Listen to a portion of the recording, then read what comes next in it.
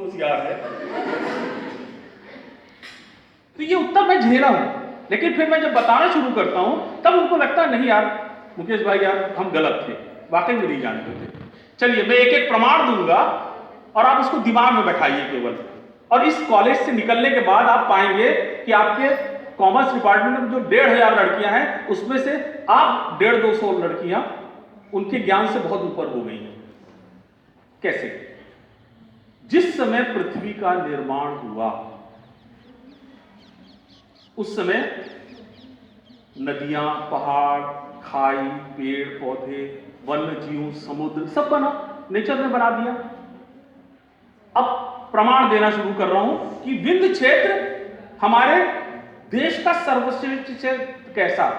मैंने उसको एक नाम दिया कि विंध्य क्षेत्र प्रकृति का लाडला क्षेत्र है, प्रकृति का सबसे प्रिय क्षेत्र। जैसे घर में बच्चा जब लाडला होता है उसको माँ पिता खूब दुलार करते हैं, अच्छे अच्छे कपड़े, अच्छी अच्छी टॉफी, चॉकलेट, ये वो, घुमाना फिराना, कंधे पे सिर पे बैठा लेंगे। तो ऐसे ही प्रकृति ने रीवा को बैठाया है।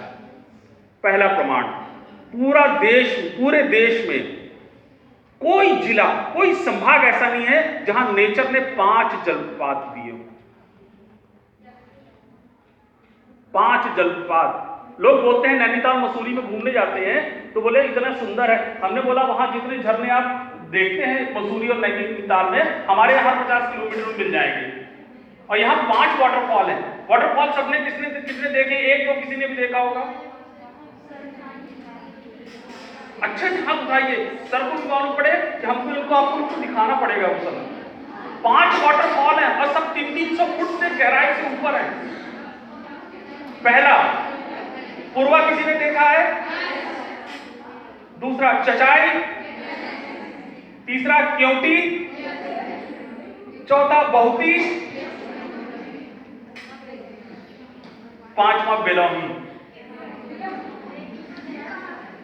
मध्य प्रदेश की जनरल नॉलेज की बुक को मैंने अपडेट करवाई है, उसमें लिखा हुआ था मध्य प्रदेश का सबसे गहरा जलप्रपात चचाई है। मैंने कहा गलत, आप बच्चों को गलत पढ़ा रहे हैं। मैंने अपने समाज शास्त्र में मध्य प्रदेश शासन को लिखा आप सिलेबस बदलिए, इसमें ये गलतियां हैं। जब उसने चचाई लिखा तो मैंने कहा नहीं, चचाई तो 400 फुट 300 मीटर है, 300 मीटर नहीं 300 फुट से ज्यादा है। सबसे ज्यादा है 500 फुट में बहुती, जो नई गढ़ी से लगा हुआ है। अब जाके बहुती आने लगा है, वरना जीके की किताबों में। अब बताइए कि क्या भोपाल में 5 जलप्रपात है? नहीं। बेंगलोर में, दिल्ली में, कहीं नहीं। तो पहला प्रमाण है आपके पास कि प्रकृति ने हमको 5 जलप्रपातों से नवाज दिया। फिर से याद कर लीजिएगा, बहुती, वो पूर्वा, चचाई, क्योटी, बहुती और बेलौनी। बेलौनी मनमना के पास में। तो 5 जलप्रपात वाला रीवा पूरे देश का इकलौता है, इकलौता। एक प्रमाण हो गया। अच्छा, वन्य प्राणी भगवान ने बना दिया, प्रभु ने बना दिया, ईश्वर अल्लाह ने बना दिया, जो भी प्रकृति ने बना दिया। उसके बाद समुद्र के जीव आ गए, सब कुछ आ गए। फिर मानव की उत्पत्ति हुई, उसके 10 चरण हैं कैसे हुई, वो बहुत डिटेल में नहीं जाएंगे, लेकिन मानव की उत्पत्ति के प्रमाण मिले हैं कि कहां कहां पे मानव की उत्पत्ति हुई। और आपने स्कूल लेवल पे पढ़ा होगा कि मानव गुफाओं में रहता था, जंगलों में, कंदराओं में रहता था। और उसके बाद हम स्कूल में पढ़ते आए कि हड़प्पा मोहनजोदड़ो की जो खुदाई में एक पुराने नगर मिले हैं, वो ईसा से 5000 साल पूर्व मिले हैं। वर्तमान में 2021 चल रही है, तो ईसा से 5000 साल पूर्व मतलब आज से 7000 साल। और मानव की उत्पत्ति के जो प्रमाण मिले हैं, ईसा पूर्व 40,000 साल से 80,000 साल के बीच के मिले हैं। और जहां पर मानव कंदराओं में रहता था, खाली समय में वो पत्थर से, चौक से, वो चौक कह रहे हैं टहनियों से चट्टानों को कुछ चित्र बना दिया करता था। जैसे छोटे बच्चे को आप पेन दे देंगे, वो कैसे पेन पकड़ेगा? छोटे बच्चे को पेन वो ऐसा पकड़ेगा, कान में ऐसे बोल देगा, फिर ऐसे करके फिर ऐसे चलाएगा। फिर जब थोड़ा सा अकल आ जाएगी तो फिर वो ऐसे पकड़ना शुरू करेगा। फिर धीरे धीरे जब अकल आती तो ऐसे पकड़ना शुरू हो जाता है। लेकिन बचपन में ऐसे ही पाषाण युग के मानव ने चट्टानों पर पेड़ की डगार तोड़ के उससे कुछ लिखना पोतना शुरू कर दिया। ऐसे जो प्रमाण मिलते चले गए हैं वो ऑस्ट्रेलिया में मिले हैं, वो दक्षिण अफ्रीका में मिले हैं और वो भारत में मिले हैं। विश्व में 3 स्थानों पर मिले हैं। और दूसरा प्रमाण हमारे देश के लिए सर्वश्रेष्ठ क्षेत्र होने का कि आपको जानकर गर्व होगा कि वो सारे प्रमाण हमारे विंध्य क्षेत्र में मिले हैं। और वो सब आपके रिच में है। विंध्य क्षेत्र मिले हैं तो सिंगरौली से लेकर पन्ना तक में है, लेकिन रीवा में कहां वो मैं आपको बता देता हूं। कभी भी जब टूर करिए ग्रुप में या परिवार के साथ तो वहां जरूर जाइए कि पाषाण युग के मानव द्वारा बनाए गए 10,000 साल से लेकर 40,000 साल प्राचीन तक के वो भित्ति चित्र कहलाते हैं, जिसे इंग्लिश में हम रॉक पेंटिंग्स कहते हैं। वो चित्र मिले हैं। आप खंडों खूब घूमने गए होंगे गोविंदगढ़ में। खंडों में खंडो देवी के मंदिर से जब 1 किलोमीटर और पहाड़ तरफ चलेंगे, हल्की सी झरना वाली नदी पार करके, वहां जितनी चट्टानें बनी हुई है उसमें सारे भित्ति चित्र मिल जाएंगे आपको। दूसरा, जो खौर कोठी वाली रोड लक्ष्मणपुर और गड्डी पहाड़ तरफ वाली रोड से आते हैं, गड्डी पहाड़ के ऊपर यहां से 26 किलोमीटर दूर कम से कम 5 बड़े रॉक शेल्टर्स हैं, जिसमें सब में भित्ति चित्र बने हुए हैं। इंडियन आर्कियोलॉजी डिपार्टमेंट में गड्डी के पहाड़ों का भित्ति चित्र की खोज मेरे नाम पर दर्ज है। अब वो भी 30 साल पहले, क्योंकि हम लोग को जंगल घूमने का खूब आदत रही है। पहले साइकिल से, कहीं पैदल, कहीं वो पुराने समय में राजदूत मोटरसाइकिल आया करती थी, अब तो दिखती ही नहीं है। तो गड्डी पहाड़ पे जो लोग सिरमौर जाते हैं, सिरमौर में टोन्स हाइडल प्रोजेक्ट और जो टोन्स वाटरफॉल उसके बीच में सैकड़ों चित्र बने हुए हैं। ये सब प्रमाण है, कोई कहानी नहीं है। और सबसे ज्यादा मैंने जो देखा और पाया वो यहां से पूर्वा 30 किलोमीटर, उसके आगे 10 किलोमीटर सेमरिया से 25 किलोमीटर अंदर घने जंगलों में ककरेड़ी का जंगल कहलाता है, जहां पर हजारों रॉक पेंटिंग्स हैं। इसका मतलब है कि कहते हैं ना कि मानव की उत्पत्ति वहां हुई जहां पानी था। हमारे विंध्य क्षेत्र में जलप्रपात है, पानी है, नदियां हैं, तो यहां पे मानव रहा, उसको फल फूल मिले, उसको जंगली जानवर मिले, उसको पक्षी मिले, उसको पेड़ पौधे मिले और वहां यहां सरवाइव करता चला गया। तो ये दूसरा प्रमाण है विंध्य क्षेत्र का सर्वश्रेष्ठ होने का देश में, कि यहां पे मानव की उत्पत्ति के सारे प्रमाण मौजूद हैं। और कभी आप जाइए, मैं यहाँ पे गर्ल्स डिग्री कॉलेज के करीब 78 स्टूडेंट्स का टूर लेके गया था इन स्थलों पे घुमाने के लिए। मैं अनुभूति में वन विभाग का मास्टर ट्रेनर हूँ। अभी हमारा फिर भोपाल में ट्रेनिंग हो गई लगातार 4थे साल, और अभी 15 दिन बाद हम स्कूल के 120 बच्चों का टूर इन स्थलों पे कराने वाले हैं। उसमें शासन ने निर्देश दिया है सर कि अगर कोई स्कूल या कॉलेज अपने बच्चों को ले आना चाहता है, उनसे एक मिनिमम फीस ली जाए और उनको भी इन स्थलों का भ्रमण कराया जाए, तो आप जो चाहेंगे आप भी घूम पाएंगे।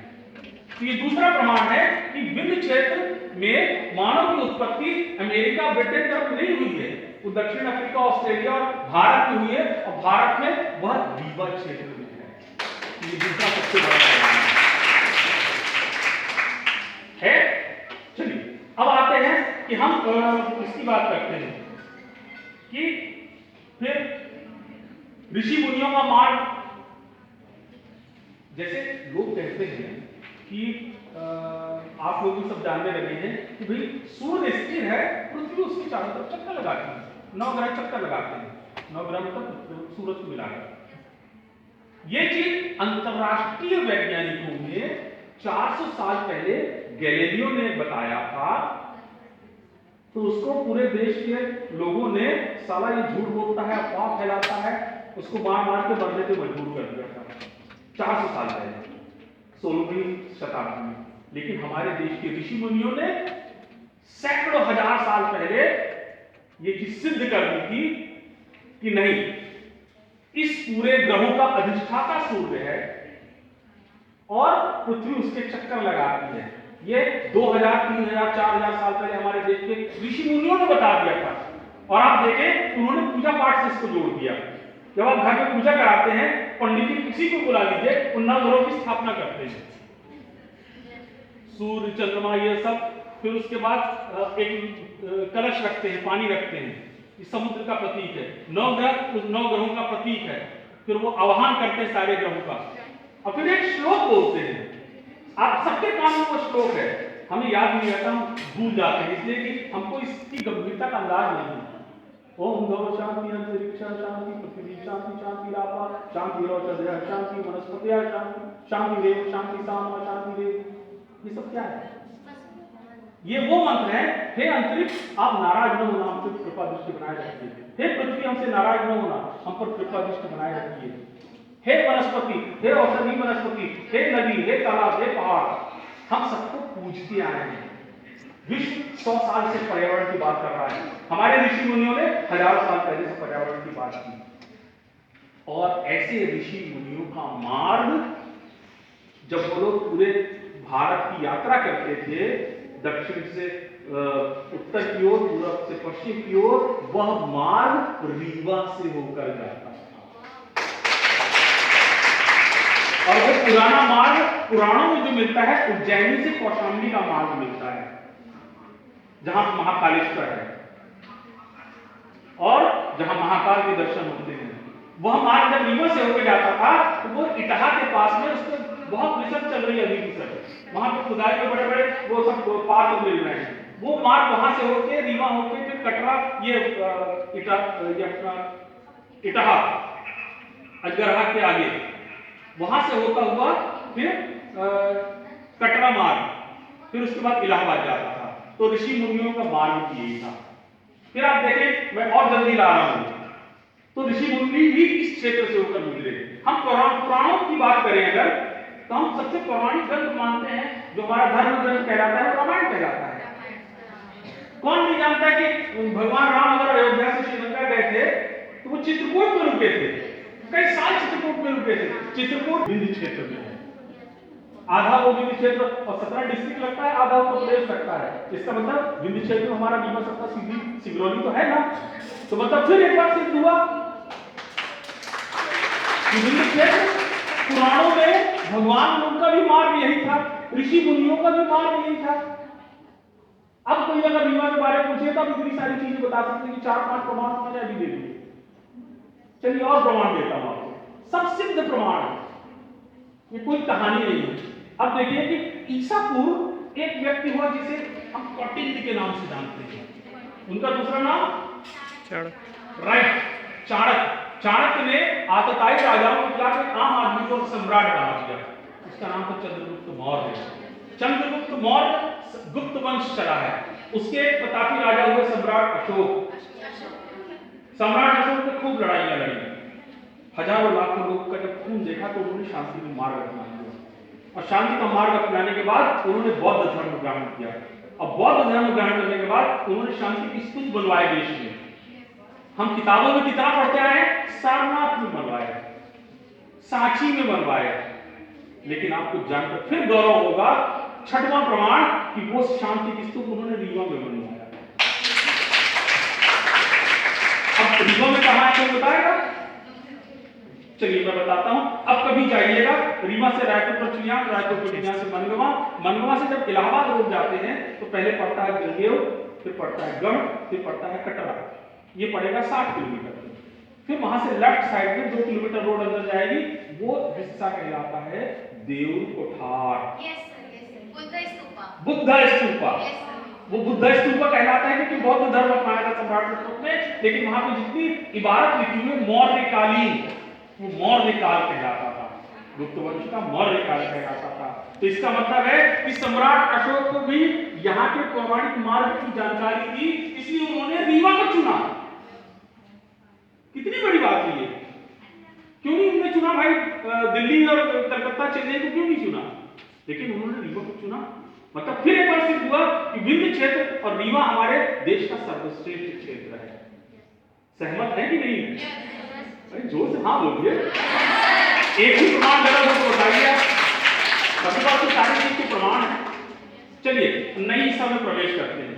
नई ईसा में उस समय गुप्त वंश खत्म हो गया था, लेकिन 3rd सेंचुरी में गुप्त वंश के राजाओं का फिर खड़े हो गए और उन्होंने साम्राज्य की स्थापना की। और वो गुप्त वंश का साम्राज्य था तीसरी सेंचुरी से लेकर 8वीं सेंचुरी के बीच में, मतलब